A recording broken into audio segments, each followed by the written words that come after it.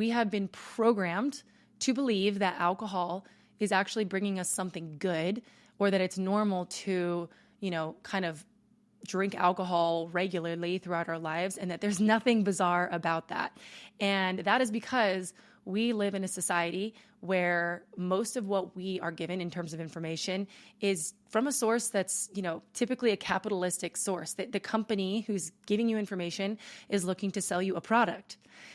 And when people struggle specifically with not drinking anymore, which I talk to a lot of people who struggle. They want to stop drinking. They're trying to stop drinking, but they can't get past, this week, or they can't get past a month, or whatever it is.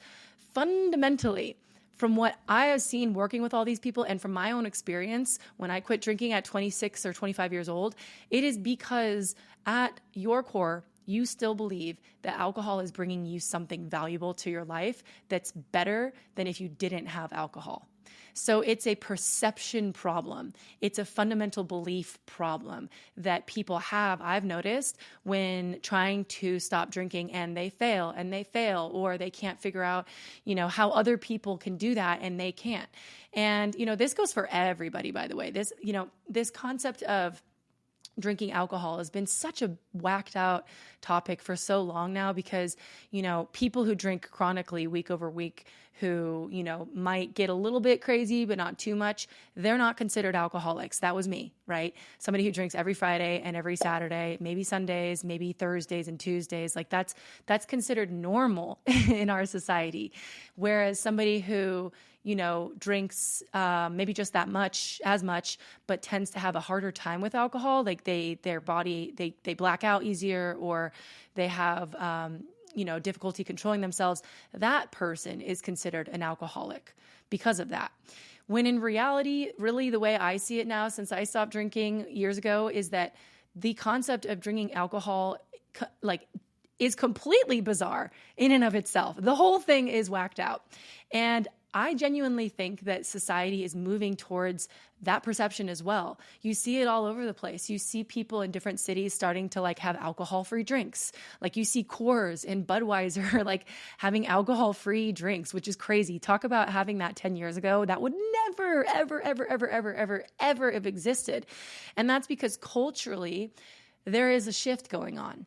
There is a shift, and gradually people are starting to wake up to this reality that, it is kind of bizarre that what we do as humans is we wake up, we go to work, we complain about our job a lot of the time, where we're just kind of going through the motions. We come home, we crack a beer, we crack a bottle of wine or whatever, and then we go to bed and we do it all over again. And that is normal to us. It's normal to us on a Friday to go out and have 15, 16, 20 drinks, particularly in your teens and your 20s, which I did that. That was my life. And that was super normal back then. By the way, I'm not coming at this from any kind of sober group or anybody who's never done the whole thing. I've done it all. And now I look at it and I'm like, oh my God, how did I think that was normal? Because the contrast from, it's kind of interesting because I've lived my 20s drinking and I've lived my 20s not drinking. So I was drinking 20 to 25 or so, and then I stopped drinking 25 or 26 up until now. So I've seen both lives, both realities. And the fact of the matter is we have been programmed to believe that alcohol is a necessary part of our realities and that it's bringing us value. And that is why it's hard to stop drinking, because why would you give up something that is bringing you value? You wouldn't. None of us would ever do that. It would never happen. If you think, it's kind of like a breakup, right? You can't break up with somebody until you are certain that the pain that they're causing you is greater than the joy. And until it hits that point, you're just not going to break up with them, and you're going to be stuck in this toxic ass situation with a person who's not meant for you, because you're still hanging on, trying to justify the pain because you're still hanging on to some value. And what I learned, what I experienced through having all of this contrast and now living life without drinking for 5 or 6 years and, doing my 20s without drinking and all that, it is so true that We live in this society where we are conditioned and programmed. We are programmed by companies looking to generate profit to buy the thing. So little preface on this too. So I'm a sales director at a very large company where I work. So I kind of see things through the lens of sales. And to me, it's just so obvious. But it wasn't like, this was not obvious to me before I had time spent living life without drinking. So backstory on me, I was 25 or 26 when I decided to stop drinking. I was a normal person, probably like you, where I would go out on the weekends and drink on Fridays and Saturdays. I really didn't drink on Mondays through Thursdays. It just wasn't something that I did because I was working and I don't know, I went to the gym and all that. So by all social standards, I was not an alcoholic at all. But on the weekends, I did what a lot of people do, most people do, which is, at least in your 20s and your teens, you go to the bars and you go out and you have 15, 19, 25 drinks. Honestly, that sounds insane, but that is the norm. and you spend ungodly amounts of money on this substance. And what you do is you simply go to the bars and you hang out with other people who are doing the same thing as you. So, I wasn't this alcoholic, crazy person in rehab at all. I was a very normal social drinker, but a lot of normal social drinkers binge drink on the weekends like me, or they black out more often than they would like to. They brown out, meaning you forget a lot of what you said or what you did. You act irrationally, you cry, you lose things, you spend way too much money, you have a hangover for 4 or 5 days, you binge eat. I mean, there's just so many things that I did that, that all of those days and then those weeks and those years of all those little things adding up culminated in one final event where my boyfriend and I we were dating for 3 years and we ended up breaking up. And at the same time, my mom was actually suffering with alcoholism. And she had gotten really, really bad at that point. Fast forward, she actually passed away from alcoholism, but at that time is when it really started getting really bad. And so I was 25 years old and I was losing my mom. I just lost my boyfriend. I lived with him. I didn't want to move back in with my mom's because it was really chaotic. And basically my entire world exploded. So at this point in time, the way I handled it was, okay, I'm going to go drink. And so it was the first time in my life I'd ever actually just gone on a bender out of sadness. It was the first time and it was the last time. I went on a bender. I went for 3 days straight. Quick one here, you guys. So I don't share anything with you that I don't personally use myself. And I want to share the sponsor of this video today. That is Salty. If you are somebody who is transitioning into a carnivore lifestyle or animal-based, or even if you're somebody who drinks, I don't drink, but there's a lot of people on here who do drink and they want an electrolyte to be able to recover.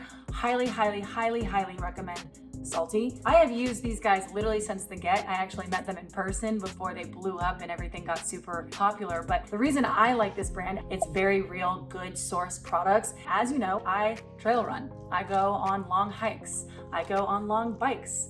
I go on long adventures. I camp. I travel the world. I do all these different things. And for me, I like to get something that is as basic as possible. There's not a ton of ingredients that are kind of mutating it, and Salty does that. It's very authentic. If you click the link below, you'll be able to get a discounted rate there. They have tons of other options on there too, different flavors, different ways of consuming electrolytes. I just like these ones specifically because they come in pill form. And so when I'm traveling and I'm out and about, I would never take this many, but I have a lot that I can pull from. So go check out the website. I hope that you find something on there that you like, and let's get back to the show. I went to my best friend's, stayed the night there, didn't eat, drank the whole time. I went to actually go get a beer with my mom because I was so sad over the breakup, and then left and drove drunk to another friend's, stayed the night. Next day, drank again. And then my dad had to come pick me up because I was drunk still. And then he and I drank more that night. And so it was 3 days straight of drinking. My parents were trying to be good parents, but they were consoling me through alcohol. And that is not because they're bad parents. That is because that is conditioned into us, into society, to think that's okay to do. And that alcohol is not this poisonous freaking thing that it is. So anyways, I woke up from that and I realized that I cannot trust myself drinking, because if I'm going to go, if I'm 25 and I'm going to go on this bender for days and lose my shit and lose control, I can't be trusted with alcohol. And it wasn't just that one time though. It was, I'm saying, years and days and months and weeks of continuously proving to myself over and over again, I can't handle this, or this is costing you too much. It's costing you too much. And so, where alcohol started out here, which was really beneficial, and the negatives were down here, over the years and the weeks, it started to kind of like go like this. And then it was even there for a little while. And then when that 3-day bender thing happened, the negatives, boom, outweighed the positives in a big way. And that was when the click, the shift happened for me. And the shift was, I saw very clearly that alcohol was bringing me nothing good. Number one, I basically made a fool of myself over 3 days over a breakup that I initiated. How stupid. 2, my mom was dying of alcoholism, and I was sitting there freaking out about it and drinking alcohol to console my angst about it. That is insane. And that goes back to the programming side of this. And I saw that in this moment. And number 3, it wasn't one time, right? It was so many instances of recognizing, like, I can't hold my shit together when I drink, not the way that I would like to actually be myself, or, not to be hungover forever. And that's when the reality shifted. And so when I say that we are conditioned by society to believe that alcohol is bringing us good, we are programmed, I truly mean it. Why is it that my parents both thought that the way to console me through a breakup was to give me alcohol? Why is that? That's not because they're bad parents. That's not because my dad's not an alcoholic. That's because that is what they believe is okay. But actually alcohol, and I say this without trying to sound, it's just when people are like, it's a drug. It's so annoying. It sounds like it's just like somebody's trying to reprimand you, like a therapist is trying to tell you, like, that's a drug. So take it not like that, but take it as real as I can say it. Like, alcohol is ethanol. It is poison for your body. In the same way that processed foods are poison for your body, poison for your mind, poison for your soul, poison for your brain, alcohol is too. Cocaine is. We have a very okay time in culture accepting that cocaine's a total shit show for people when they take it. Same thing, with meth or heroin or fentanyl, like all of those other things, society, we have not been programmed and conditioned to believe that that's completely okay. Some of them, there's a scale for some of them, cocaine and stuff like that. But out of all of them, the one that for some reason has no question marks around it and is actually okay is alcohol. And that is because it is such a profit-generating machine, because it is so valuable to companies who are looking to generate profit. Number one, the alcohol companies who sell it, of course it's going to be valuable to them. The amount of taxes that are taken off of alcohol is huge. And number 2, the amount of companies that have nothing to do with alcohol, but they bring in alcohol as kind of the social lubricant to make people feel comfortable and happy and like they can get along, is huge. Number 3, event companies, insane. 4, I guess you could couple in event companies, but like concerts, just things like that where or even restaurants where most of the revenue actually comes from alcohol. My mom owned a restaurant. She owned 3, and breakfast, lunch, and dinner was served. And the highest, most profitable product that they sold wasn't the food, even though they sold a ton of it. It was always packed. It was the alcohol. They had a full bar. And so, we have been normalized in society to believe that alcohol is this thing that will bring us joy. It is bringing us joy. And that is why I struggled to stop drinking for so long, because I fundamentally, at my core, truly thought that. I thought that without alcohol, I would be bored. I thought that without alcohol, I, wouldn't maybe want to socialize as much. I really couldn't imagine myself without alcohol. That sounds crazy because, again, I didn't drink every single day or at all, not even every week. But it's such a normal rite of passage to start drinking, and then that's okay from a very young age, that I had never lived my life without drinking. Not even one, I don't even think 1 quarter, not even 3 months of my life up until that point had I ever lived without drinking since I started. So this idea of giving up your identity, it's almost, we don't know it, but fundamentally it's kind of wrapped into drinking. And it's because, again, it's so normalized in our society. So if you're struggling with not drinking, it's not because you don't have the willpower. It's not because you don't have the ability. It's not because you're weak. It's not because there's something wrong with you. It's not that you can't overcome it. It's because you believe at your core that you are gaining value from it. And that's why you still believe your perception of alcohol is still such that you think there's still a positive for you in drinking it. For me, one day I woke up cold turkey and I didn't drink at all. It was the day after the bender.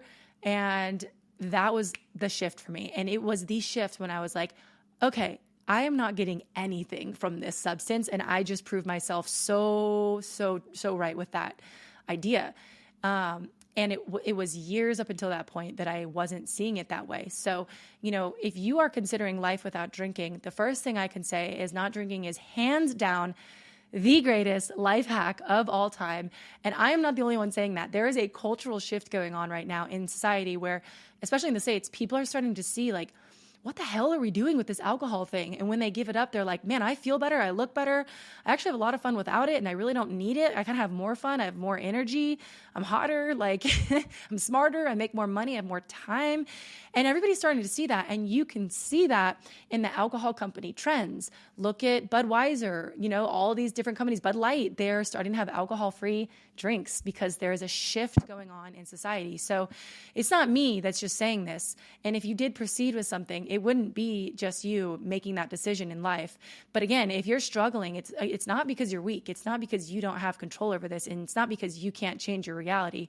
It's because your reality today still ties in a positive sentiment, a positive connotation with alcohol, and you believe it's bringing something good to you. And your job is to figure out how to undo that programming, because it is programming. Everywhere you go in society, it's normal to drink. Every football game you go into, there's alcohol advertisements everywhere. Even in the college football games, which are supposed to be underage, you don't drink until you're 21, so is the law, right? Alcohol ads everywhere. You can't drive down the road and not see like at least 4 liquor stores within probably like a 2-mile radius or whatever distance. You can't, go and see, you can't, at least in Texas, drive anywhere without seeing an alcohol ad. I'm certain in the Midwest too. And definitely I've seen it in all these different countries, and all these places are programming us because it's profitable for them to have us consume the thing. It's not because it's actually good. It's not because it's actually legitimate or bringing anybody any value. It's because it's profitable. And there's a lovely story around it. You bond with your friends. You get to go hang out with your old college buddies when you drink. You get to be fancy with scotch. You get to go have margs with the girls and cocktails, and you get to do a cute date night. It's like, you do all those things without alcohol anyways. They're just very wonderfully, very intelligently programming us to correlate alcohol to those stories. It's very subtle. It's very, very subtle. None of us would, like, hearing this right now, it's probably like eye roll, like, no, I don't take it that seriously, but the brain is a very sensitive thing. You see something enough times, you connotate that. You correlate those things subtly. It's not an awareness thing. It's a subconscious thing. So we are all programmed to that, to believe that alcohol is bringing us value, that it's giving us more value than, detracting from our lives. And it's because that's on purpose. So, I want to say too, to each his own. I truly believe that. I don't think alcohol should be banned. I'm not like an anti-alcohol person for everybody. I would say about 75 to 80% of my friends today do drink alcohol, and that's fine. But honestly, a lot of them have decided to stop drinking. So that's kind of interesting. But yeah, that's what I'm saying is like, to each his own. I'm not saying you should or shouldn't do whatever you need to do for you. What I am saying though, is that I have lived both lives. I've lived my 20s when I was drinking, and I've lived my 20s when I was not drinking. And I can tell you that not drinking is the greatest life hack of all time. And people are starting to figure that out because they're unprogramming or whatever, deprogramming their brains from seeing what the companies who are selling it want us to see. Once you start really going to parties and seeing how you feel when you go solo or sober, I should say, or once you start, waking up on a Saturday morning and seeing what it feels like to feel good and rested, but you still went out to a party. Once you see what your bank account looks like and how you feel and your mindset and how little anxiety you have, there's a lot of positives that start to become way too obvious, that start to really outshine the ones that we thought came from drinking, even if we don't think they come from it.